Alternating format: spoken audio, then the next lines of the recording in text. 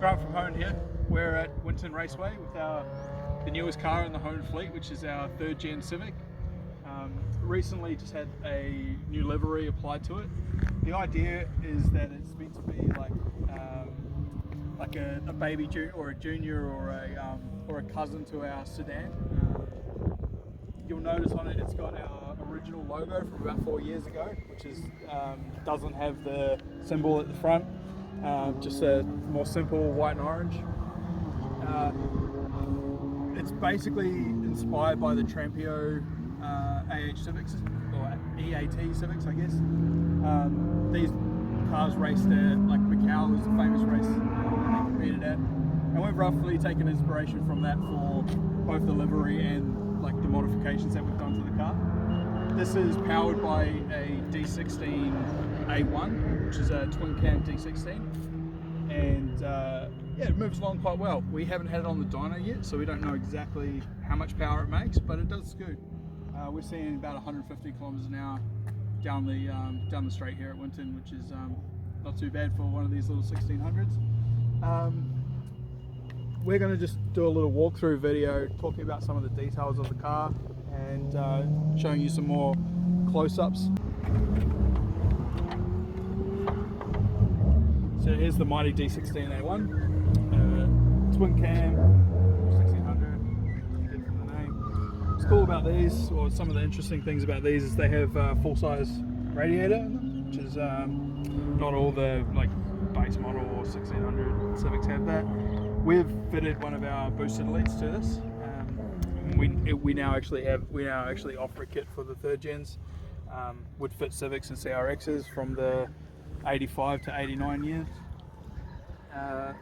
We have, what else is interesting to look at in here? We got this car. It was someone else's track car, and it had a lot of, say, questionable modifications, and we've just sort of put it back to being functional and to have the ability to come and do a day like today. So we put like a standard intake pipe back on it. It used to have a big oil cooler system on it, and we thought that was a bit risky, so we've taken all that off, just put the oil system back to standard. We have gone through and done the new leads, and unfortunately when we thought to do the leads, we didn't think to put a new coil on it, and that's what's actually cut our day short today. We've had a coil failure, so we've got 3 sessions, and like halfway through the 3rd session the car would just started backfiring, cut out on track, and I pulled in and got towed back. We did a bit of a test of the primary and secondary coil, and yep, sure enough, the primary coil has got the one that's got a problem. So that's why we've now got time to do this video. Other things, so we've actually modified the entire strut tower area here. It's got a spherical top bearing. It's got we actually chopped this off and have moved the entire thing up by 30 mil, and that was to try and gain more bump travel. This particular chassis has what they call a torsion bar front suspension layout, and it's drastically different to any of the like golden era 88 and after cars, and these are notorious for not having enough bump travel in the front, particularly when you're running at like the ride height that we are. So we're running on a Mugen MR5 rim, 14x6. Don't know the offset off the top of my head, but they're like a 40 in the 40s, high 30s offset. We've got Advan AO50s, 185/60 R14 profile, and medium compound. We decided to go with this tire because we know you get great life out of them, and excellent on-track performance. They've got really big wide tread blocks on them, and you can handle lap after lap after lap, and we'll get probably 4 or 5 track days out of a set. So the 14-inch, the reason we decided to stick with 14-inch is for the benefits in the final gear ratio, and then just sort of the look of the car. But this is running really low for one of these. The hub to guard measurement is about 275 mil. That's not directly comparable to the golden era cars, but that's low. And yeah, to be able to do that, we've had to modify the strut tower. And it looks like we're going to have to modify the wheel wells as well, with a bit of tubbing. You can actually see here where the tyres rubbed through, was been rubbing on the inner fender, and it's actually burnt the paint off, so we're going to have to do something about that. First step will be fit some bump stop spacers and get that tyre to guard clearance sorted out with bump stop spacers. Then eventually we might look at tubbing it. Another change for today, when we first got this car, it had a 2-inch effectively straight through muffler. There was a hot dog in the middle, but it really didn't do much.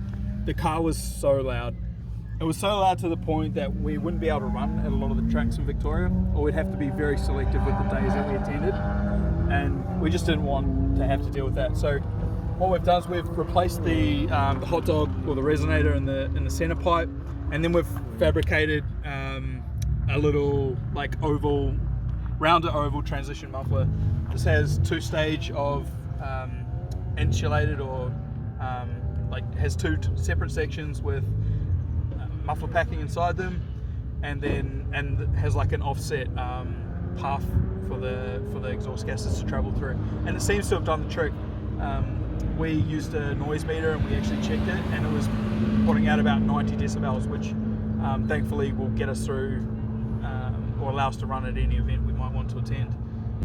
So on the inside of the car, we've got a AGM battery. We have a video water temperature gauge. What we've done here is we've taken the factory dash sender out of the block, out of the head, and we've put in the video unit, and that gives us an accurate water temperature gauge. So we find just with this standard dash, and especially in the Civics of this generation, the temperature gauge is either on or off, and it doesn't give you enough feedback to react, especially when you're doing on-track work. So that works really well. It's a single wire out to the sensor, easy to do. We have fire extinguisher mount. It has like a bit of a cage in it. This is a remnant from the previous owner. It's half bolt in, half weld in. Not ideal, but we are not going to go to the effort of cutting it out at this stage. We've got a fixed seat. We redid the seat mounts. We've put in an FIA style seat rail system, and probably the next thing we'll be doing on the interior will be fitting a set of our adjustable pedal set. I've just found today that compared to like our other cars where we've really worked on the ergonomics a bit more, I just can't quite get my heel toe setup working. I can do it, but it just requires more articulation of the ankle, and it's not as comfortable. So we'll be doing that. Under this big aluminium box here is a surge tank and high pressure fuel pump which feeds the engine. Fuel, we'll be able to get fuel at our kiosk at 2:30.